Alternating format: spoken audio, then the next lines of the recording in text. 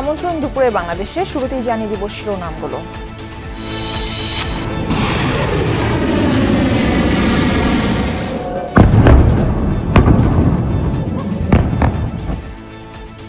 এক সপ্তাহে গড়ালো মধ্যপ্রাচ্য যুদ্ধ পরিস্থিতি, চলছে ত্রিমুখী লড়াই। ইরানকে ফাঁসাতে ইসরায়েলের বিরুদ্ধে ফলস ফ্ল্যাগ অপারেশনের অভিযোগ।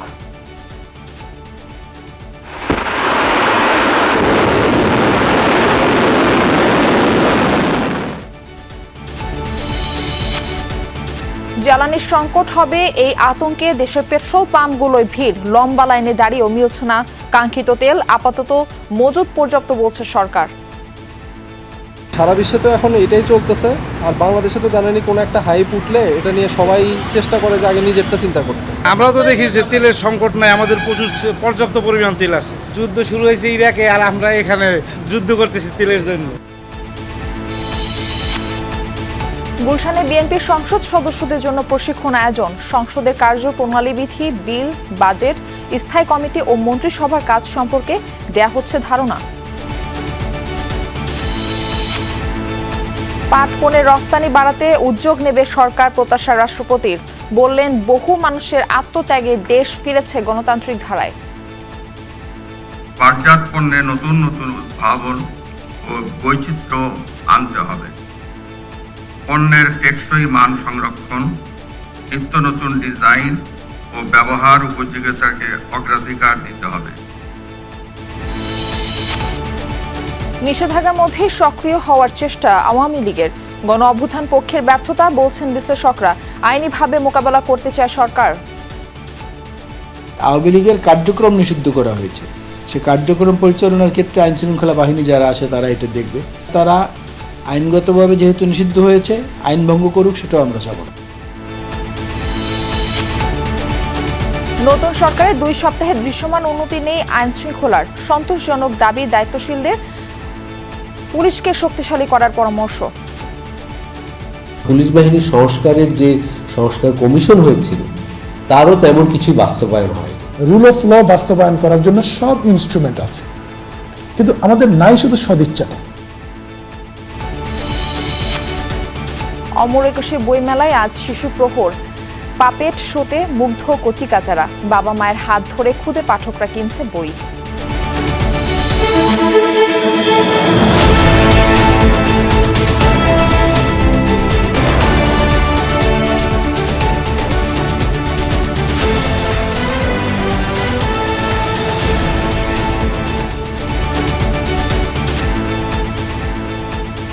দেখছিলেন শিরোনামগুলো। এছাড়াও দেশ বিদেশের আরো খবর নিয়ে দুপুরে বাংলাদেশে আপনাদের সঙ্গে রয়েছে আমি মারফি রহমান। ইরানে চালানো যুক্তরাষ্ট্র ইসরায়েলের যৌথ অভিযান গড়ালো 1 সপ্তাহে। গেল 72 ঘন্টায় দেশটির কমপক্ষে 200 স্থানে হামলা চালিয়েছে ট্রাম্প প্রশাসন। B-2 বোমারু বিমান দিয়ে ফেলা হয়েছে ডজন খানেক বাংকার ব্যাস্টার বোমা। ধ্বংস করা হয় 30টি ইরানি নৌযান সহ বহু ভূগর্ভস্থ ব্যালিস্টিক মিসাইল লঞ্চার। তেহরানের আজাদি স্পোর্টস কমপ্লেক্সে চালানো হয় বিমান হামলা। ব্যাপকভাবে ক্ষতিগ্রস্ত হয় স্টেডিয়ামটি। এছাড়া B-52 বোমারু বিমান দিয়ে IRGCর একাধিক কমান্ড কন্ট্রোল সেন্টার ও ঘাঁটিতে বোমা ফেলা হয়। টার্গেট করা হয় একাধিক হ্যাঙ্গার ও আকাশযান। সানান্দাজ ও ইরানের একাধিক শহরে পাওয়া গেছে বিস্ফোরণের খবর। চলমান যুদ্ধে ইরানে 1200-র বেশি মানুষ প্রাণ হারিয়েছেন। রাজধানী ছেড়েছেন লাখের বেশি বাসিন্দা। যৌথ অভিযানের জবাবে অব্যাহত ইরানের পাল্টা হামলা। 7ম দিনের মতো ইসরায়েল ও মধ্যপ্রাচ্যের মার্কিন ঘাঁটিগুলো লক্ষ্য করে ছুটছে মিসাইল, ড্রোন। IRGC জানায়, মার্কিন সাবমেরিন হামলায় নিহত নৌসেনাদের স্মরণে চালানো হয়েছে বৃহস্পতিবার রাতের হামলা। তাতে ইসরায়েলের মধ্যাঞ্চলে বেশ কিছু বাসভবন ক্ষতিগ্রস্ত হয়, ছড়ায় আগুন। রাজধানী তেল আবিবে মিলেছে একাধিক বিস্ফোরণের খবর। পশ্চিম তীর জেরুজালেমেও বেজে উঠে সাইরেন। তাছাড়া কাতার, কুয়েত, বাহরাইন ও সংযুক্ত আরব আমিরাতে হামলা চালিয়েছে IRGC। শুধু কাতারেই ছোড়া হয় 14টি ব্যালিস্টিক মিসাইল ও 4টি ড্রোন। আরব আমিরাতের বিভিন্ন স্থান টার্গেট করে 150 ড্রোন ও মিসাইল ছোড়া হয়। কুয়েতে ভূপাতিত করা হয় বেশ কিছু মিসাইল। এদিকে বাহরাইনের প্রধান জ্বালানি তেল শোধনাগারে আঘাত হানে একটি ইরানি ক্ষেপণাস্ত্র, ঘটে অগ্নিসংযোগ। মধ্যপ্রাচ্যের যুদ্ধে আলোচনায় ফলস ফ্ল্যাগ অপারেশন। যুদ্ধে অন্যান্য মুসলিম দেশগুলোর সমর্থন টানতে ইসরায়েলের বিরুদ্ধে উঠেছে ভুয়া হামলার অভিযোগ। বলা হচ্ছে ইরানকে ফাঁসাতেই দেশটির ভূখণ্ড ব্যবহার করে উপসাগরীয় দেশগুলোর জ্বালানি ও সাবমেরিন স্থাপনায় ছোড়া হচ্ছে মিসাইল ড্রোন। ইরানের দাবি তাদের টার্গেট একমাত্র মার্কিন স্থাপনা। এ কারণেই তুরস্ক আজারবাইজানের ড্রোন হামলার দায় অস্বীকার করে ইসরায়েলের বিরুদ্ধে তুলেছে ফলস ফ্ল্যাগ অপারেশনের অভিযোগ। আরামকোর সবচেয়ে বড় জ্বালানি শোধনাগার রাস তানুরায় প্রথমবার ড্রোন হামলা হয় সোমবার। সেই ধাক্কা সামলে না উঠতেই হয় দ্বিতীয় দফা হামলা। প্রতিবারই ইরানের ওপর চাপানো হয় দায়। তবে রাস্তানুরায় হামলার অভিযোগ অস্বীকার করেছে তেহরান। এমনকি উপসাগরীয় দেশগুলোর বিভিন্ন জ্বালানি স্থাপনায় হামলার দায়ও নিতে চাইছে না দেশটি। দাবি মার্কিন স্বার্থ সংশ্লিষ্ট নয় এমন কোনো স্থাপনাকেই তারা লক্ষ্য বানায়নি। ড্রোন হামলার শিকার হয় ইউরোপীয় ইউনিয়নভুক্ত দেশ সাইপ্রাসে অবস্থিত ব্রিটিশ বিমান ঘাঁটিও। তাৎক্ষণিকভাবে হামলার জন্য ইরানকে দায়ী করা হয়, কিন্তু পরে ব্রিটেন জানায় ইরানি ভূখণ্ড থেকে চালানো হয়নি হামলা, বরং শাহেদ ড্রোনের অনুরূপ ড্রোন ছোড়া হয়েছে। কিন্তু হামলার মূল হোতাদের ব্যাপারে রয়ে গেছে ধোঁয়াশা। ইরানের পরম মিত্র তুরস্ক মিসাইল হামলা শিকার। সবশেষ আরেক মুসলিম দেশ আজারবাইজানেও ছোড়া হয়েছে ড্রোন। দুটি হামলাই ইরান থেকে হলেও অভিযোগ অস্বীকার করেছে দেশটি। এমন পরিস্থিতিতে প্রশ্ন উঠছে, ইরান হামলা না চালালে তাদের ভূখণ্ড থেকে তাদেরই অস্ত্র দিয়ে হামলা চালাচ্ছে কারা? তেহরানের অভিযোগ, অন্যান্য মুসলিম দেশগুলোকে যুদ্ধে জড়াতে এসব ফলস ফ্ল্যাগ অপারেশন। দেশটিতে সক্রিয় বিপুল সংখ্যক মোসাদ এজেন্ট, যারা তেহরানে বসে চালাচ্ছে ইরান বিরোধী কর্মকাণ্ড। অভিযোগ, ইসরায়েলি এসব গুপ্তচররাই ইরানি ভূখণ্ড ব্যবহার করে চালাচ্ছে নাশকতামূলক কর্মকাণ্ড। তাতে উপসাগরীয় দেশগুলো হয়ে উঠছে ক্ষুব্ধ। পাশাপাশি বেসামরিক ইরানিদের উপর চালানো আগ্রাসন থেকে বিশ্বের নজর সরানো অন্যতম উদ্দেশ্য। মোস্তফা মাহমুদ, যমুনা নিউজ। গেল নভেম্বরেই ইরানের সদ্য প্রয়াত সর্বোচ্চ নেতা আয়াতুল্লাহ আলী খামেনিকে হত্যার ছক কষেছিল ইসরায়েল। তবে এখন নয়, বরং আগামী মে-জুনে ছিল অভিযান পরিচালনার পরিকল্পনা। বৃহস্পতিবার এই দাবি করেন ইসরায়েলি প্রতিরক্ষামন্ত্রী ইসরায়েল কাজ। আমরা গত নভেম্বরে প্রধানমন্ত্রীর সাথে বসেছিলাম। সে সময় খামেনি শাসনকে উৎখাতের লক্ষ্য নির্ধারণ করা হয়েছে। অপারেশন রাইজিং লায়নের সাফল্যের উপর ভিত্তি করেই আইডিএফ ও মোসাদের সাথে পরামর্শক্রমে সিদ্ধান্ত নিয়েছিলাম। ইসরায়েলের ক্লাস্টার ওয়ারহেড যুক্ত ক্ষেপণাস্ত্র দিয়ে হামলা চালিয়েছে ইরান। অপারেশন টু প্রমিস 4-এর নতুন এক হামলায় ব্যবহৃত হয় শক্তিশালী মারণাস্ত্রটি, যা আকাশে কয়েক খণ্ডে বিভক্ত হয়ে আঘাত এনেছে বিভিন্ন স্থানে। বিষয়টি নিশ্চিত করেছে রেভলিউশনারি গার্ড IRGC। মূলত ব্যালিস্টিক ক্ষেপণাস্ত্রের চাদরে ঢাকা ভয়ঙ্কর এক যুদ্ধাস্ত্রের নাম ক্লাস্টার মিউনিশন। বৃহস্পতিবার স্থানীয় সময় রাত আকাশ প্রতিরক্ষা ব্যবস্থা ভেদ করে ইসরায়েলের ব্যস্ত রাজধানী তেল আবিবে আঘাত হানে ইরানের একটি ক্ষেপণাস্ত্র। মিসাইলটির বিধ্বংসী রূপ ধরা পড়ে ক্যামেরায়। রেভলিউশনারি গার্ড IRGCর দাবি, এটি ছিল একটি ক্লাস্টার ওয়ারহেডযুক্ত খাইবার শেকান মিসাইল, যা মাটি থেকে স্বল্প উচ্চতায় কয়েকটি সাবমিনিশনে বিভক্ত হয়ে আঘাত হানে তেল আবিবের বিভিন্ন স্থানে। খাইবার শেকান নামের এই মিসাইল ইরানি অস্ত্রভাণ্ডারে নতুন, যার নামের অর্থ দুর্গ বিধ্বংসী। 2022 সালে IRGCর সমর ভাণ্ডারে যুক্ত হয় ক্ষেপণাস্ত্রটি। এ ধরনের ক্ষেপণাস্ত্রের খোলস বা ক্যানিস্টারের মধ্যে রাখা হয় ছোট ছোট অনেক বোমা। গুচ্ছ আকারে রাখা হয় বিধায় এর নাম ক্লাস্টার বোমা। আকৃতি বা সক্ষমতা ভেদে এক একটি মিসাইলের সাথে 20টির মতো ছোট বোমা বা বিস্ফোরক থাকে, যা সাবমিউনিশন নামে পরিচিত। এসব সাবমিউনিশনে কয়েক কেজি পর্যন্ত বিস্ফোরক থাকতে পারে। মূলত মাটি থেকে 7 থেকে 8,000 মিটার উচ্চতায় আকাশে থাকা অবস্থাতেই এগুলো বিভক্ত হয়ে আশপাশের কয়েক কিলোমিটার এলাকায় ছড়িয়ে পড়ে, যেখান থেকে পরবর্তীতে একের পর এক বিস্ফোরণ ঘটে। ক্লাস্টার ওয়ারহেডে থাকা এসব গুচ্ছবোমা অনেকদিন মাটিতে সক্রিয় এবং অবিস্ফোরিত অবস্থায় থাকতে পারে, অর্থাৎ এক ধরনের জীবন্ত মাইন হিসাবেও বিবেচনা করা যেতে পারে এটিকে। কনভেনশন অন ক্লাস্টার মিউনিশন নামে একটি আন্তর্জাতিক চুক্তি হয় 2008 সালে। নিষিদ্ধ করা হয় ক্লাস্টার বোমার সংরক্ষণ, পরিবহন ও ব্যবহার। 100-রও বেশি দেশ তাতে সই করে। অবশ্য চুক্তিবদ্ধ হয়নি যুক্তরাষ্ট্র, ইসরায়েল কিংবা ইরান। যুক্তরাষ্ট্র, রাশিয়া, চীনের মতো পরাশক্তি সহ হাতে গোনা কয়েকটি দেশের কাছে রয়েছে ক্লাস্টার প্রযুক্তির ক্ষেপণাস্ত্র ভাণ্ডার। ইরানের রহস্যময় ক্ষেপণাস্ত্র বহরেও রয়েছে এই ওয়ারহেড, যার মধ্যে অন্যতম খাইবার এবং ফজর 3 ব্যালিস্টিক মিসাইল। অনিক রহমান, যমুনা নিউজ। চলমান যুদ্ধ পরিস্থিতিতে পবিত্র আল আকসা মসজিদে রমজানের তৃতীয় জুমার নামাজ বাতিল করেছে ইসরায়েলি কর্তৃপক্ষ। এক ভিডিও বার্তায় এই সংশ্লিষ্ট নির্দেশনা দেয় প্রতিরক্ষা বিভাগ IDF। বন্ধ পবিত্র নগরী জেরুজালেমের সব ধর্মীয় স্থাপনা। চলতি রমজানে প্রথমবারের মতো এই সিদ্ধান্ত নেওয়া হয়েছে। গেল 2 জুমায় হাজার হাজার ফিলিস্তিনির অংশগ্রহণে নামাজ অনুষ্ঠিত হয় আল আকসা প্রাঙ্গণে। এবার রমজান মাসে পশ্চিম তীর থেকে সর্বোচ্চ 10,000 ফিলিস্তিনিকে আল আকসায় নামাজ পড়ার অনুমতি দিয়েছিল ইসরায়েল।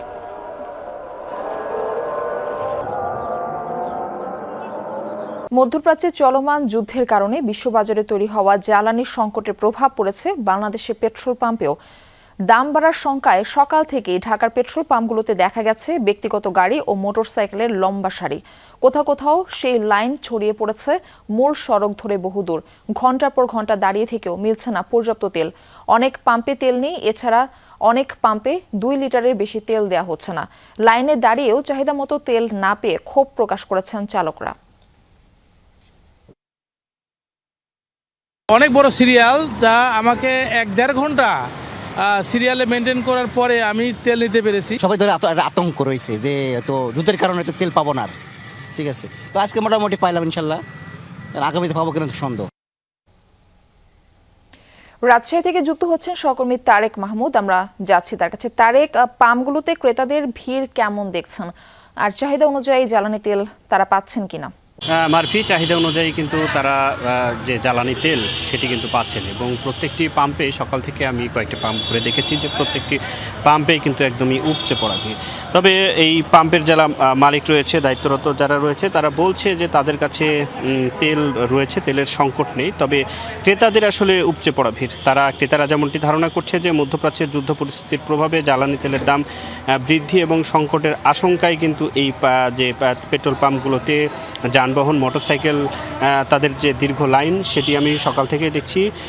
অনেকে কিন্তু আতঙ্কে তেল কিনছেন, সেটি যারা দায়িত্বরত এই পাম্পের যারা তারা বলছেন। ফলে পাম্পের যে সামরিক যে সরবরাহ সেটি কিছুটা কমেছে, এবং অনেক পাম্প কিন্তু 500 টাকার বেশি তেল না দেওয়ার যে নির্দেশনা সেটিও দিয়েছেন। এবং যে তারা যেমনটি বলছেন যে আন্তর্জাতিক সংকটের কারণে মধ্যপ্রাচ্যের যুদ্ধের প্রভাবে জ্বালানি তেলের যে সরবরাহ বন্ধ, সেটি সংকট তৈরি হতে পারে, ক্রেতারা এমনটি আশঙ্কা করছেন, এবং দাম বাড়তে পারে। সে কারণেও এই গুজবের আশঙ্কায় অনেকে কিন্তু অতিরিক্ত তেল সেটি কিনছেন অনেক পাম্প ঘুরে ঘুরে, এবং সরবরাহ কমে যেতে পারে সেই আশঙ্কা থেকেও কিন্তু অনেকে যেহেতু এই সমস্যাটি হয়েছে এবং ভবিষ্যতে তেল পাওয়া যাবে না, এই সরবরাহ কমে যাওয়ার আশঙ্কায় অনেকে তেল কিনছেন। এবং পেট্রোল পাম্প সংশ্লিষ্ট যারা রয়েছে তারা এখন পর্যন্ত বলছেন যে আনুষ্ঠানিকভাবে দাম বাড়ানো বা সরবরাহ কমার বিষয়ে কোনো নির্দেশনা নেই। তারা কিন্তু তেল দিচ্ছেন, তবে অনেক পাম্প তারা 500 টাকার বেশি কিন্তু তেল দিচ্ছেন না। শুধুমাত্র জনসচেতনার এই কারণেই কিন্তু এই ঘটনাটি ঘটছে। এখন পর্যন্ত রাজশাহীর পাম্পগুলোতে তেলের যে সংকট সেটি তো তৈরি হয়নি, অন্যদিকে কিন্তু দামও বাড়েনি, আগের দামে কিন্তু তেল বিক্রি হচ্ছে। এর আগে আমি যেমনটি দেখেছিলাম যে অকটেন 121 টাকা 25 পয়সায় বিক্রি হলেও এখনও সেই দামে বিক্রি হচ্ছে। পেট্রোল 117 টাকা 25 পয়সায় এবং ডিজেল 101 টাকা 25 পয়সায় বিক্রি হচ্ছে। আগের দামেই কিন্তু তেল বিক্রি হচ্ছে। আমি যে পাম্পটি রয়েছি আফরিন ফিলিং স্টেশন, এবং পাশেই আরেকটি পাম্প রয়েছে। এই পাম্পটি কিন্তু রাজশাহীর একদম প্রাণকেন্দ্রে। এই একটু আগেও, এখন যেহেতু নামাজের সময় ভিড় কিছুটা কম থাকলেও এর আগে আমি দেখেছি যে এই পাম্পের শুরু থেকে শেষ পর্যন্ত আসলে দীর্ঘ লাইন ছিল। ক্রেতারা তেল নিতে আসছেন এবং বিক্রেতারা কিন্তু পেট্রোল পাম্পের যারা দায়িত্বরত রয়েছেন তেল কিন্তু তারা দিচ্ছেন। এবং এই তারা বলছেন যে এই যে তেলগুলো রয়েছে এখন পর্যন্ত অনেকে কিন্তু সর্বোচ্চ ১,৫০০ টাকার তেলও কিন্তু নিতে পারবেন। কিছু কিছু পাম্প সে বিষয়টি নির্ধারণ করেছেন, অনেক পাম্প কিন্তু ৫০০ টাকার বেশি তেলও দিচ্ছেন না। বলা যায় যে এখন কিন্তু সংকট নেই, মানুষের মধ্যে যে আতঙ্ক, সেই আতঙ্ক রয়েছে, সেই আতঙ্ক থেকেই কিন্তু যে পাম্পগুলো রয়েছে সেই পাম্পগুলোতে যে মানুষের যে উপচে পড়া ভিড়, মোটরসাইকেল সহ বিভিন্ন যানবাহন নিয়ে সকাল থেকে মানুষকে তেল কিনছেন এই তেলের দাম বেড়ে যাওয়া এবং তেল না পাওয়ার যে আশঙ্কা সে কারণে। মারফি, ধন্যবাদ তারেক আমাদের সঙ্গে যুক্ত হবার জন্য। নবনির্বাচিত সংসদ সদস্য এবং সরকারের মন্ত্রী, প্রতিমন্ত্রী ও প্রধানমন্ত্রীর উপদেষ্টাদের নিয়ে চলছে বিএনপির সংসদীয় দলের 2 দিনব্যাপী প্রশিক্ষণ কর্মসূচি। সকালে গুলশানে দলটির চেয়ারম্যানের কার্যালয়ে এই কর্মশালার উদ্বোধন করেন প্রধানমন্ত্রী তারেক রহমান। সকালে কর্মশালার প্রথম সেশনে অংশ নিয়েছেন মন্ত্রী, প্রতিমন্ত্রী, উপদেষ্টারা। বিকেলে অংশ নেবেন ঢাকা, রাজশাহী এবং রংপুর বিভাগের এমপিরা। মূলত সংসদীয় কার্যক্রম, বিল, বাজেট, স্থায়ী কমিটির কাজ সহ বিভিন্ন বিষয়ে ধারণা দিতেই 2 দিনের এই কর্মশালার আয়োজন। অভিজ্ঞ সাবেক আমলা, একাডেমিশিয়ান ও সাবেক সংসদ সদস্যদের মাধ্যমে এমপিদের দায়িত্ব, মন্ত্রিসভার সদস্যদের সংসদীয় রেওয়াজ এবং মন্ত্রণালয় পরিচালনায় দক্ষ করে তুলতে কৌশলগত ভূমিকা কেমন হবে তা তুলে ধরা হবে কর্মশালায়। দ্বিতীয় দিন ঢাকা, সিলেট, কুমিল্লা ও চট্টগ্রাম অঞ্চলের সংসদ সদস্যরা উপস্থিত থাকবেন। 12 মার্চ বেলা 11টায় ত্রয়োদশ জাতীয় সংসদের প্রথম অধিবেশন।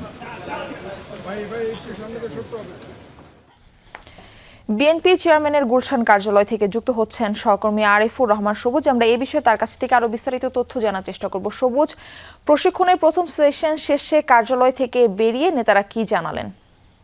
মারফি, প্রথম অধিবেশন যেটি অর্থাৎ প্রথম সেশনে মন্ত্রী, প্রতিমন্ত্রী, প্রধানমন্ত্রী যারা উপদেষ্টা ছিলেন তাদের এই সেশনটি অনুষ্ঠিত হয়েছে এবং এটি শেষ হওয়ার পর প্রধানমন্ত্রী বের হয়ে গিয়েছেন এবং তারপরেই প্রতিমন্ত্রী, মন্ত্রীরা বের হয়ে গিয়েছেন এবং গণমাধ্যমের সঙ্গে বিএনপির স্থায়ী কমিটির যিনি সদস্য এবং স্বরাষ্ট্রমন্ত্রী সালাউদ্দিন আহমেদ তিনি কথা বলেছেন। তিনি এটিকে বলছেন যে এটি ঠিক কর্মশালা নয়, নিজেদের মধ্যে আড্ডার মতো করে অভিজ্ঞতা বিনিময়। অর্থাৎ এখানে বিএনপির যারা সংসদ সদস্য নির্বাচিত হয়েছেন 209 জন, এই 209 জনের মধ্যে সিনিয়র অনেক সদস্যই রয়েছেন যারা 7 বার পর্যন্ত সংসদ সদস্য নির্বাচিত হয়েছেন।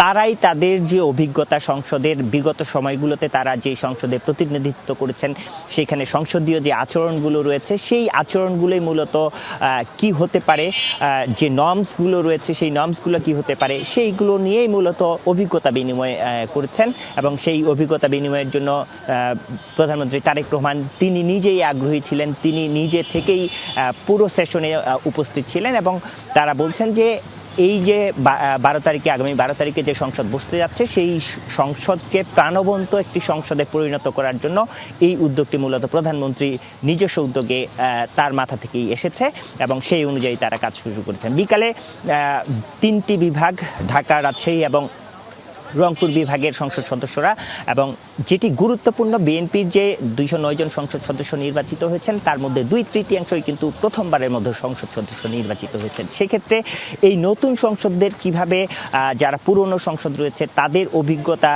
বিনিময় করে আরও দক্ষ করে তোলা যায়, সংসদকে প্রাণবন্ত করা যায়, বিরোধী দল তাদের যে যুক্তি তুলে ধরবে সেই যুক্তির বিপরীতে সরকার দলীয় যারা সংসদ রয়েছেন তারা তাদের যুক্তি কিভাবে তুলে ধরবেন, এই বিষয়গুলো নিয়েই মূলত কথা হয়েছে।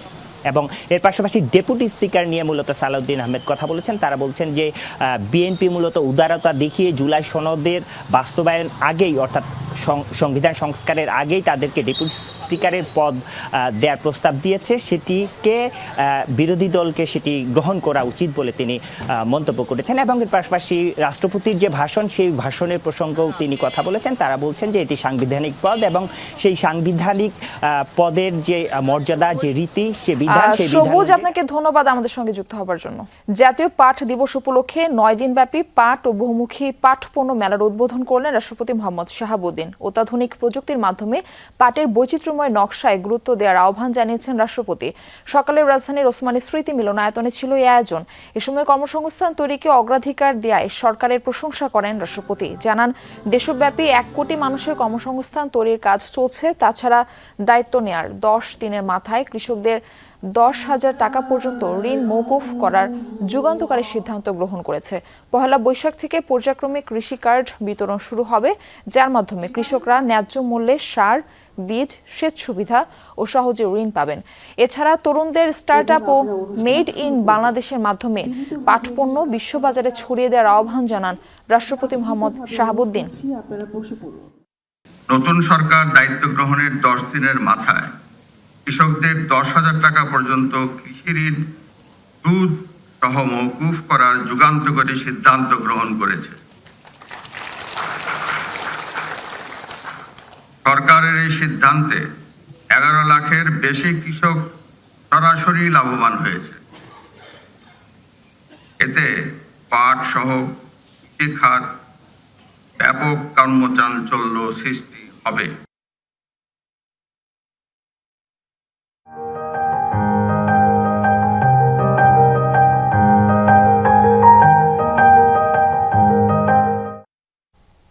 রঙের ক্যানভাসে সেজেছে অপরূপ প্রকৃতি। জাপান বা ইউরোপের কোনো রাস্তা নয়, বরং দেশের ব্যস্ততম সড়কগুলোর অন্যতম ঢাকা ময়মনসিংহ হাইওয়ে প্রতিনিয়ত মুগ্ধ করছে পথচারী দর্শনার্থীদের।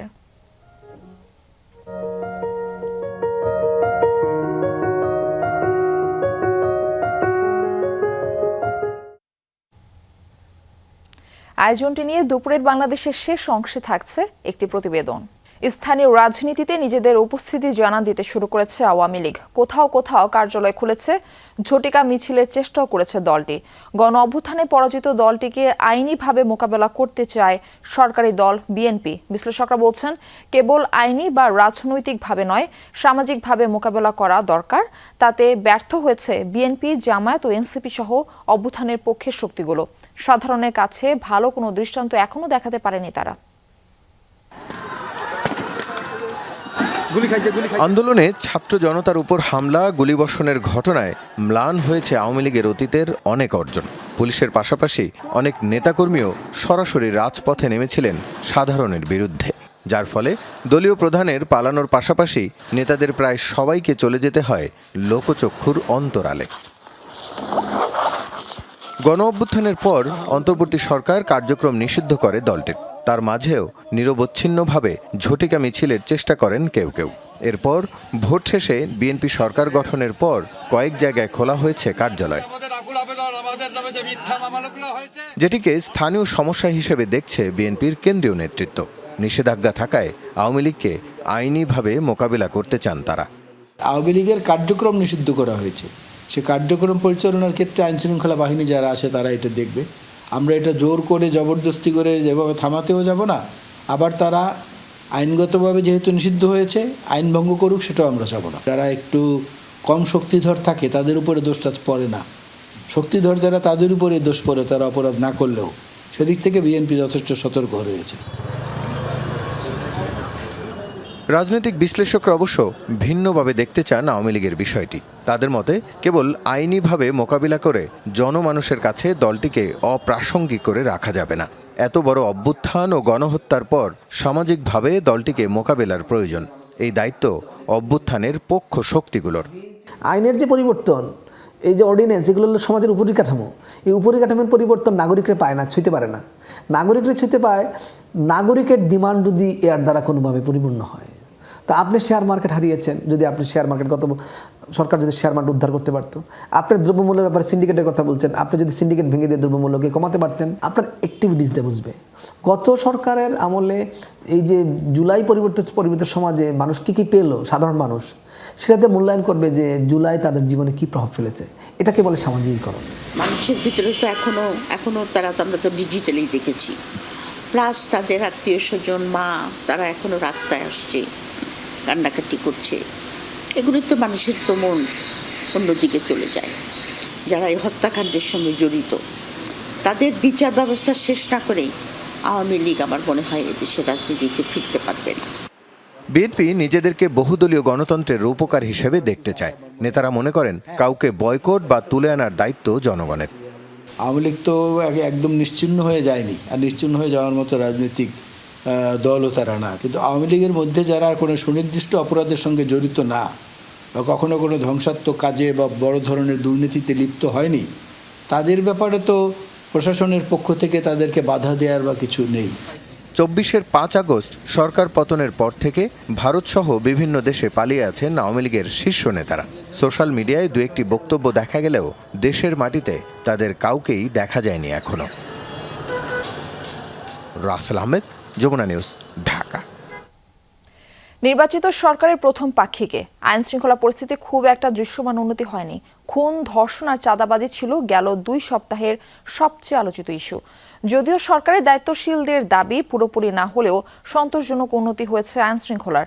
পরিস্থিতি উন্নয়নে বাহিনীগুলোকে পুনর্গঠন সহ নানা পদক্ষেপের কথা জানান দায়িত্বপ্রাপ্ত মন্ত্রীরা। রিয়াজ রায়হানের রিপোর্ট।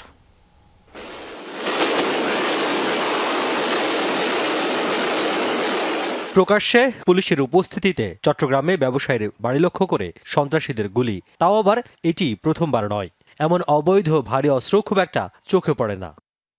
নরসিংদীতে ধর্ষণের বিচার চাওয়ায় বাবার কাছ থেকে মেয়েকে তুলে নিয়ে হত্যা, এর রেশ না কাটতেই পাবনায় একই অভিযোগ এবং 2 জনকে খুন। তারও রেশ না কাটতেই সীতাকুণ্ডে এক শিশুর উপর পৈশাচিক নির্যাতন ও হত্যা।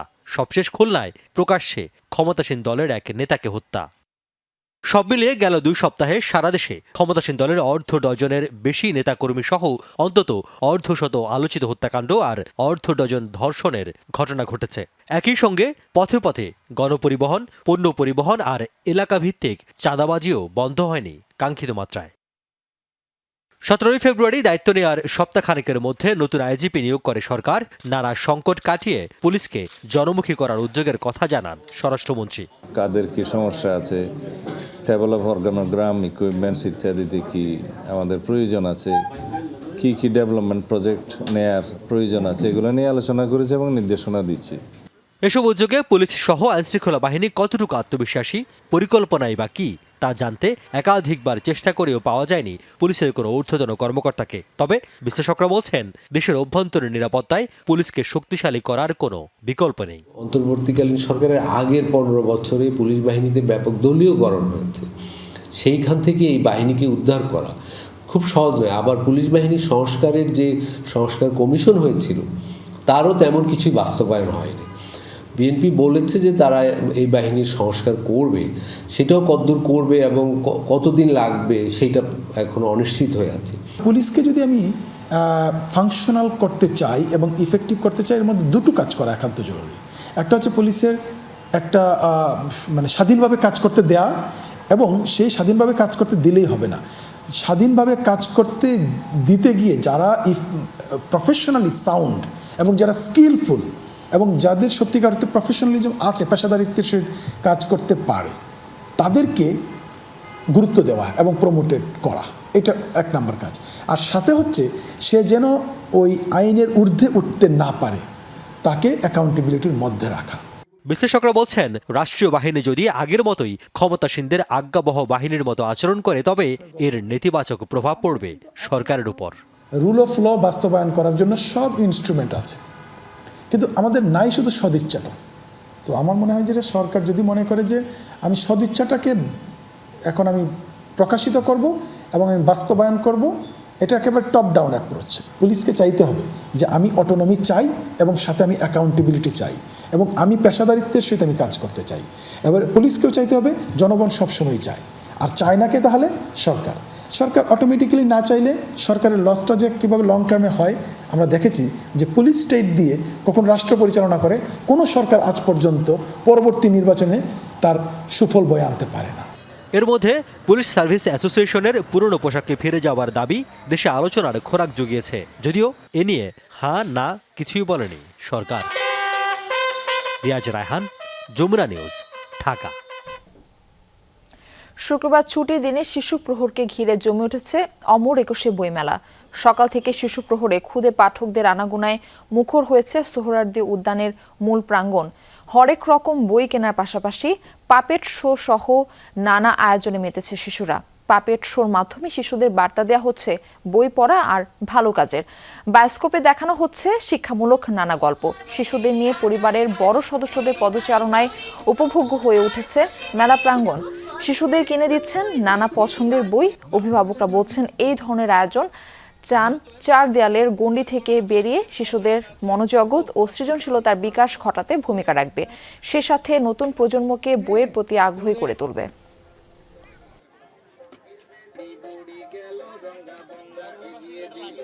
পাপের বলেছে শুধু পাপের দেখলেই হবে না, বই কিনে যেতে হবে, বইও পড়তে হবে, সবকিছু কিনতে হবে। আর আমার এখানে এসে অনেক ভালো লেগেছে। বাবা আমাদের বলেছে আমরা সবাই একসাথে মিলেমিশে থাকবো, সবাই অনেক আনন্দ করব, বাবা মার কথা শুনবো। আমরা অনেক গল্প শুনেছি পাপেরদের কাছ থেকে, এছাড়া অনেক মেলায় বই দেখেছি। এখানে বাচ্চারা আসলে অনেক কিছু শিখতে পারে, অনেক বিষয় জানতে পারে, ওরা বইয়ের প্রতি আগ্রহ হয়, পড়ার প্রতি আগ্রহ আসে ওদের। রাজধানীর উত্তরা সংলগ্ন কামারপাড়ায় একটি বাসায় ঘটল রহস্যজনক বিস্ফোরণের ঘটনা। এতে নারী ও শিশুসহ দগ্ধ হয়েছেন 10 জন। জাতীয় বার্ন ইনস্টিটিউটে তারা চিকিৎসাধীন। শুক্রবার ভোরের এই বিস্ফোরণের ধাক্কায় ভেঙে পড়েছে দেয়াল, উড়ে গেছে জানালার কপাট, ছাদের একাংশ। দগ্ধদের মধ্যে একই পরিবারে 3 জন করে 2 পরিবারে 6 জন রয়েছেন। তাদের মধ্যে 3 বছর বয়সী রোজা নামের এক শিশু রয়েছে। তাছাড়া সোনিয়া আক্তার নামের একজনের শরীরের 100% পুড়ে গেছে বলে জানিয়েছে বার্ন ইনস্টিটিউট। আগুন লাগার পর তাদের সবাইকে উদ্ধার করে হাসপাতালে নেওয়া হয়। বর্তমানে জাতীয় বার্ন ইনস্টিটিউটে তারা চিকিৎসাধীন। Titas gas control team leader Nazmul Hasan বলেন, গ্যাস থেকে কোনো বিস্ফোরণ হয়নি। ওরা 4 জন থাকে, বাট ওই কালকে নাকি 8 জন ছিল ওই বাসাতে, 8 জন ছিল। এবং ওখানে এমন কি হয়েছে যে যেটা হচ্ছে সিলিন্ডার তো বাস্ট এটা হয় নাই, এবং একটা সিলিন্ডার বাস্ট কখনোই এরকম হতে পারে না। গ্যাস জীবনে এরকম বাস্ট হবে না, এরকম রাসায়নিক কোনো কিছু তৈরি করতে ছিল, ওইটা হয় কোনো পয়েন্ট মিলাতে পারে নাই, তখন এটা বাস্ট হয়ে গেছে। রমজান মাসের স্বস্তি ফেরেনি রাজধানীর মাছ মাংসের বাজারে। এখনো বাড়তি দরে বিক্রি হচ্ছে। দোকানিরা বলছেন এই মাসে চাহিদা কিছুটা বাড়ে, কিন্তু সেই অনুপাতে যোগান নেই। ক্রেতাদের অভিযোগ, সিয়াম সাধনার এই মাসেও বন্ধ হয়নি কারসাজি। সরবরাহ সংকটের অজুহাতে বাড়ানো দাম এখনো কমেনি। সপ্তাহের ব্যবধানে নদীর মাছের কেজিতে বেড়েছে 50 থেকে 100 টাকা পর্যন্ত, আর চাষের মাছের দাম বেড়েছে 20 থেকে 30 টাকা। মানভেদে বোয়াল বিক্রি হচ্ছে কেজি 600 টাকা থেকে 700 টাকায়, চিংড়ি 800 থেকে 1200 টাকা। বাড়ছে মাংসের দামও। গরুর মাংসের কেজি এখন প্রায় 800 টাকা, আর ব্রয়লার ও দেশি মুরগির দাম কেজিতে বেড়েছে 30 থেকে 50 টাকা পর্যন্ত। ক্রেতাদের অভিযোগ, রমজানেও থামেনি সিন্ডিকেটের দৌরাত্ম্য। সপ্তাহখানেক ধরেই অপরিবর্তিত সবজির দাম, কিন্তু ক্রেতাদের মাঝে এখনো স্বস্তি ফেরেনি।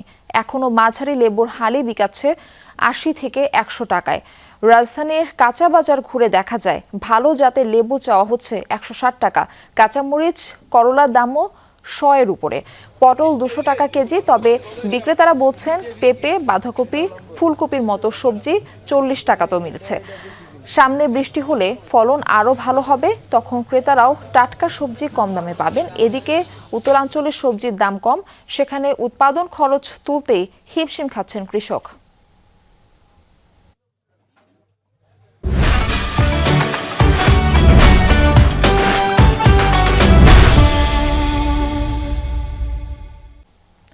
ঈদ মানেই নতুন পোশাক, নতুন সাজ। আর পরিপূর্ণ সাজের জন্য পোশাকের সঙ্গে মানানসই জুতার গুরুত্ব কম নয়। তাই ঈদকে সামনে রেখে মার্কেট জুড়ে এখন মেয়েদের জুতার বাহারি সম্ভার। নতুন পোশাকের সঙ্গে মিলিয়ে জুতা কিনতে ব্যস্ত সব বয়সী নারীরা। ঈদের আনন্দে নিজেকে সাজাতে মেয়েরা যেমন পোশাকের দিকে নজর দিচ্ছেন, তেমনি গুরুত্ব দিচ্ছেন জুতাকেও। কারণ একটি সুন্দর ও আরামদায়ক জুতা পারে পুরো লুকটাই বদলে দিতে। তাই প্রিয়জনদের সাথে উৎসবের দিনটি আরও আনন্দময় করে তুলতে পছন্দের জুতার দিকে নজর ক্রেতাদের। রাজধানীর শপিং মলগুলোতে দেখা মিলছে নতুন ডিজাইনের sandal, block heel, kitten heel আর স্টোন ও পার্লের সাজানো পার্টি শু।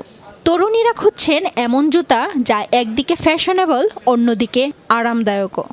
ঈদ উপলক্ষে আমি ফ্ল্যাট টাইপের জুতাগুলোই প্রেফার করছি। এটা আমি সবসময় রাফ ইউজও করবো, ঈদের জন্য আমি এটাই নিচ্ছি আর কি, ফ্ল্যাটে। জুতা তো হচ্ছে এক এক ড্রেস আপের উপরে ডিপেন্ড করে কে কোনটা পরবে, যে ড্রেসের সাথে যেটা ম্যাচ হয়। স্লিপারই কমফোর্টেবল, আসলে যে কোনো ঘরে পরতে পারি, বাহিরেও পরা যায়। এবারের ট্রেন্ডে রয়েছে পেস্টেল রং, নিউড শেড, সিলভার ও গোল্ডেন টোন। পোশাকের সঙ্গে মিলিয়ে কিংবা কন্ট্রাস্ট করে জুতা কেনার প্রবণতাও বেড়েছে। বিশেষ করে সালোয়ার কামিজ ও শাড়ির সঙ্গে মানানসই হালকা হিলের জুতার চাহিদা বেশি। ঈদে দেখা যায় একটু গর্জিয়াস জামা কাপড় পরি, ওইগুলোর সাথে একটু হিল বা পার্টি শুজে আসলে যায়।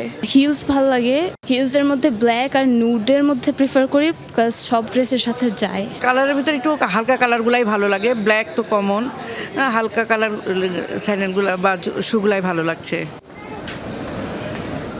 বিক্রেতারা বলছেন ডিজাইনের পাশাপাশি এখন গুণগত মান ও আরাম নিয়েও সচেতন ক্রেতারা, তাই নতুন কালেকশনে রাখা হয়েছে হালকা, টেকসই ও আরামদায়ক বিভিন্ন ধরনের জুতা।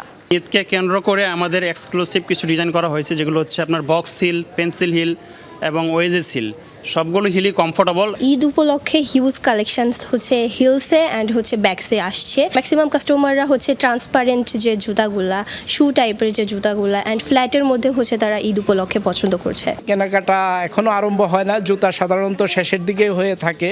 বেসিক্যালি আমরা যেটা বুঝতে পারছি, কাস্টমার আগ্রহটা একটু ছোট হিলের দিকে। ঈদের সাজে একটি মানানসই জুতা যেমন বাড়িয়ে দেয় আত্মবিশ্বাস, তেমনি পুরো সাজে আনে পরিপূর্ণতা। সৌরভী সায়দা, যমুনা নিউজ, ঢাকা। ঈদ উল ফিতরকে সামনে রেখে রাজধানীর উত্তরায় সন্ধান মিলেছে জাল টাকা তৈরির কারখানার। গতকাল রাতে র্যাব ৩-এর অভিযানে আটক হয়েছে চক্রের ২ সদস্য, যারা মূলত শিক্ষার্থী। ঈদ উল ফিতরকে সামনে রেখে রাজধানীর উত্তরা ৫ নম্বর সেক্টরের একটি ফ্ল্যাটে এসব জাল নোট ছাপা ছিল। ফেনী থেকে পড়াশোনা করতে ঢাকায় আসা ওই দুইজনই উত্তরার মাস্টন স্কুল অ্যান্ড কলেজ থেকে সদ্য উচ্চ মাধ্যমিক সম্পন্ন করেছে। জাল নোট ছাপানোর পাশাপাশি বিদেশে উচ্চশিক্ষার জন্য প্রস্তুতি নিচ্ছিল বলে দাবি তাদের। র্যাব বলছে, আসন্ন ঈদ উল ফিতরকে কেন্দ্র করে জাল টাকার বাণিজ্য করতে সক্রিয় হয় আটককৃত দুজন। তাদের কাছ থেকে জব্দ করা হয়েছে ২৬ লাখ জাল টাকার নোট। এবং এই জাল টাকা তৈরির কারখানার সন্ধান পায়।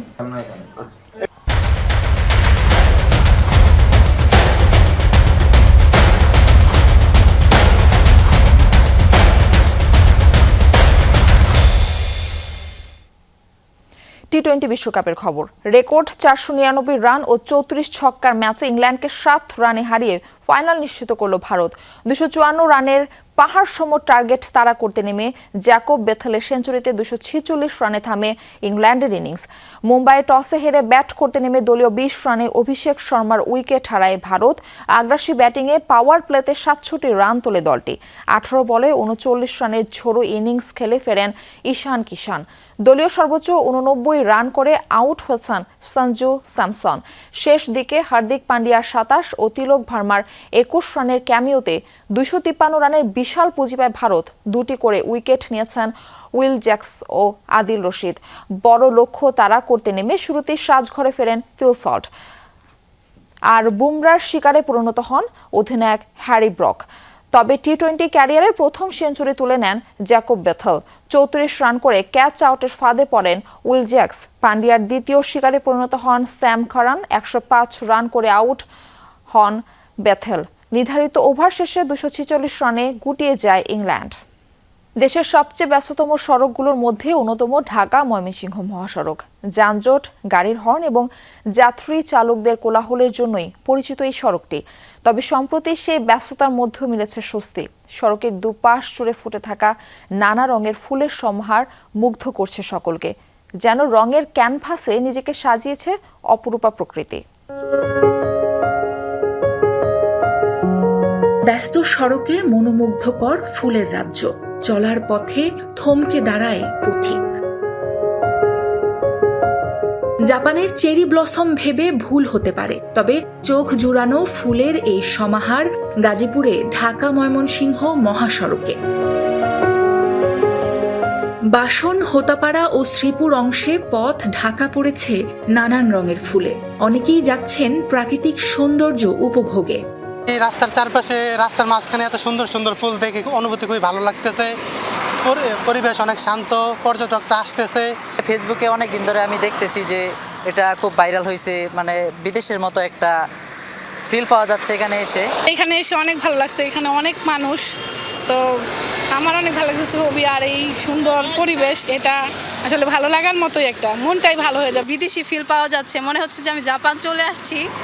তো ভাবলাম যে যাই দেখি কীরকম। তো আসার পর আসলেই মনে হলো যে এটা তো মানে বিদেশিদের মানে ওইরকম একটা ফিল পাইতেছিলাম, দেখতেছিলাম। সামাজিক যোগাযোগ মাধ্যমেও সয়লাব গাজীপুরের এই অপরূপ ফুলের রাজ্য।